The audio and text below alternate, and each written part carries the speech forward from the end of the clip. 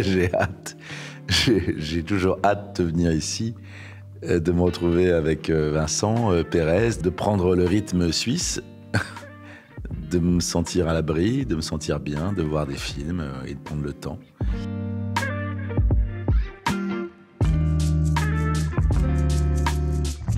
Une rencontre amicale et puis le souvenir d'une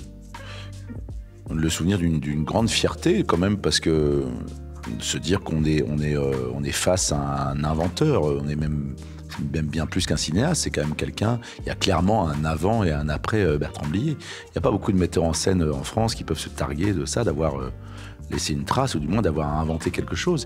Il est lui-même l'enfant du surréalisme, de Buñuel, mais quand on voit finalement la filmographie de Bertrand Blier, et vous regardez l'affiliation avec par exemple Quentin Dupieux, tout ça est très cohérent, quoi.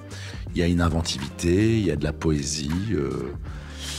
J'étais évidemment très honoré que Bertrand m'appelle, et puis après vous avez le personnage, ce qu'il est, sa façon de parler, sa façon de vous amener dans son cinéma, son rire, sa légèreté, sa connerie. C'est un délice, quoi. C'est un homme absolument merveilleux. On a toujours targué Bertrand Blier de misogyne, alors qu'il est finalement tout le contraire. Les hommes ont toujours été des crétins dans ces films, rattrapés par des femmes. Les femmes ont toujours été des piétas, des vierges à l'enfant qui tient l'imbécile, quoi. C'est marrant comme cet homme on n'a jamais voulu finalement véritablement le comprendre. On lui a dit au revoir il n'y a pas très longtemps. Je trouve que malheureusement on n'était pas assez. Alors est-ce que c'est lié à l'histoire, lié à l'époque? Je suis content de parler de lui, c'est ce que je m'étais pas promis, parce que c'était des grands mots, mais c'est bien de faire un relais, c'est bien de dire qu'il y a eu des gens comme ça pour marquer le cinéma. Il suffit de revoir ses films, d'écouter son texte. C'est absolument merveilleux, dans la bouche de Depardieu, de Devers, de tellement d'acteurs. Il a fait jouer tellement d'acteurs. Il était lui-même fils de Bernard Blier. Il parlait très bien de son papa. Il était très lucide sur son père, sur la violence qu'il pouvait y avoir dans sa famille, et en même temps sur l'amour, bizarrement, qu'il peut y avoir. Il livrait quelque chose de très personnel dans son œuvre, et quand on est un peu à l'écoute, on peut être touché par tout ce que cet homme racontait. Ça dépasse même le cinéma. Enfin, quand on a la chance de rencontrer quelqu'un comme Bertrand Blier, on pense à tout ça, à la rencontre qu'on a eue avec l'homme et puis au cinéaste.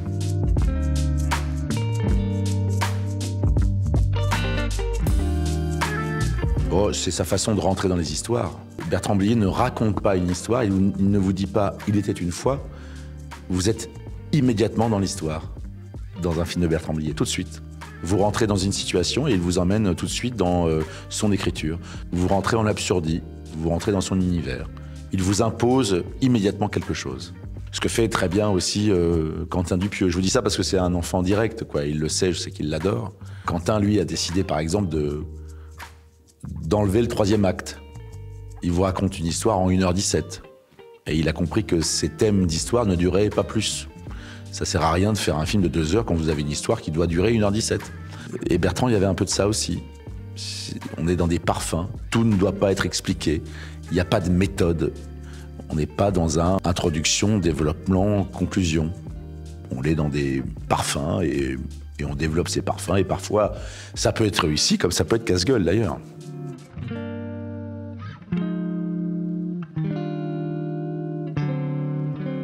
Le tournage de Bertrand Blier, c'est un tournage de Bertrand Blier. Cet homme impose l'apéro à 17h, quoi. Il vous dit on arrête, on coupe. Alors on se dit mais qu'est-ce qui se passe? Il n'est pas content. Non, c'est juste qu'on arrête, on coupe et on prend l'apéro. Et on vit ensemble, tous ensemble, dans un joli moment. C'était très, très, très chaleureux, très joyeux, comme une grande colonie, en se disant on boit un coup, on mange un peu de pâté de tête et du pain aux olives de la région, et on reprend après. C'est une façon, je suppose, pour lui, c'était très important de souder l'équipe. En étant fils d'acteur, il savait ce que c'était qu'un acteur. Il sait que la santé d'un acteur, la créativité d'un acteur passe aussi par son bien-être. Pas trop de sérieux, n'y mettons pas trop de cérémonie autour de tout ça. Tout ça n'est pas si grave au fond.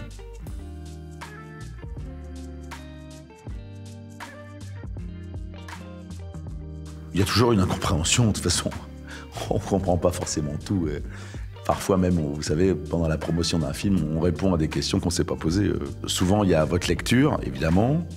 Votre lecture, votre relecture. Il y a ce que vous assimilez, ce que vous comprenez, ce que vous visualisez. Il y a évidemment l'explication du metteur en scène. C'est une espèce de bouillie, de soupe de crâne qu'il faut arriver à essayer de sortir le jour où on vous demande de jouer. Et encore, vous êtes dépendant des acteurs que vous avez en face de vous, vous êtes dépendant de beaucoup de choses, vous êtes très fragile, au fond. À chaque fois, c'est ça, d'ailleurs. Je pense qu'à un moment, on essaie de bien faire, mais on n'y arrivera pas. Et tant mieux.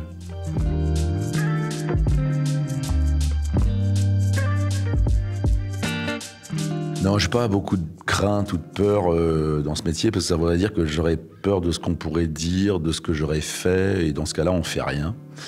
La peur, je la réserve à la vie. Elle est déjà assez imprévisible comme ça, quand vous êtes père de famille. Voilà, il y a déjà assez de trouille, il y a déjà assez de mauvaises informations pour pas en plus s'en faire dans ce métier. Alors franchement, la peur dans ce métier, au pire, vous vous plantez, quoi. Si vous avez peur, vous restez chez vous, et vous bougez pas.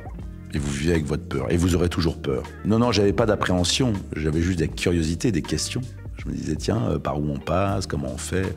Moi, je suis pas absolument irrévérencieux. C'est pas quelque chose qui me motive. Je me dis pas, tiens, je vais provoquer. J'y trouve pas du plaisir. Je trouve pas de l'originalité là-dedans. Vous savez, c'est comme quand on vous dit, mais en classe, vous étiez perturbé, perturbant, vous étiez gênant. J'étais là, je m'ennuyais un peu. Ben dans ce métier, je m'ennuie pas. J'ai envie de faire des choses, mais j'ai pas forcément envie de provoquer la prof. J'ai pas envie de provoquer le public. En revanche, j'aime bien quand ils s'interrogent. Je suis moi-même, d'ailleurs, spectateur des films que je fais, c'est-à-dire par où je passe, qu'est-ce que j'ai envie de me raconter, au fond. Qu'est-ce que ça dit de moi, ou qu'est-ce que ça dit de mon pays, des événements qu'il y a pu y avoir, ou j'y vais en sachant très bien que c'est Bertrand Blier, qui a de la provocation dans son cinéma, mais qu'il n'y a pas que ça, quoi. Il y a beaucoup de poésie aussi, énormément de poésie.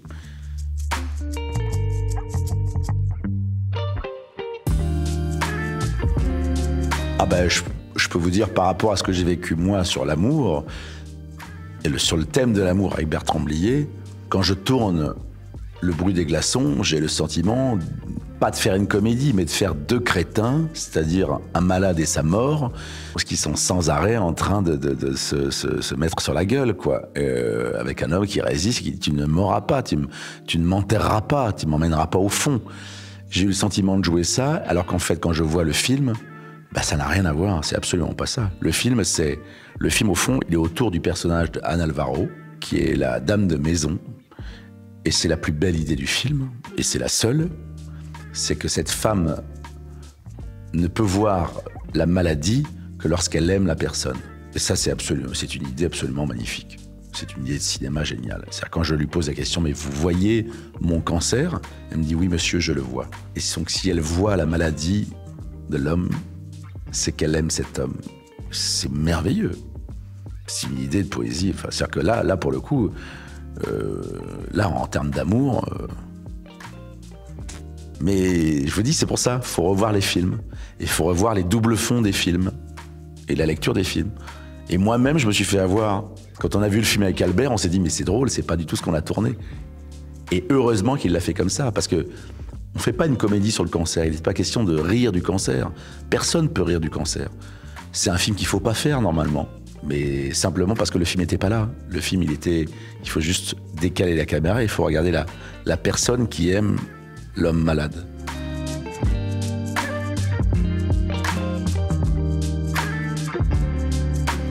Ben, c'est notre lien avec Damien. Mais j'ai toujours ce lien quand je le vois.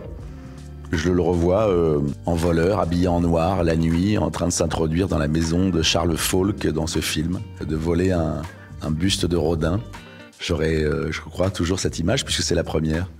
Et c'est notre souvenir ensemble, c'est notre lien. Je suis très heureux pour lui qu'il ait cette carrière et puis ce recul. J'ai l'impression qu'il l'avait déjà.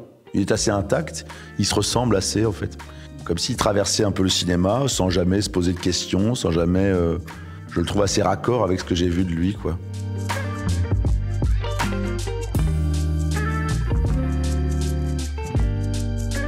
Vous savez ce que je pourrais lui dire? Je crois que je pourrais pas vous le dire là. On disait tellement de bêtises.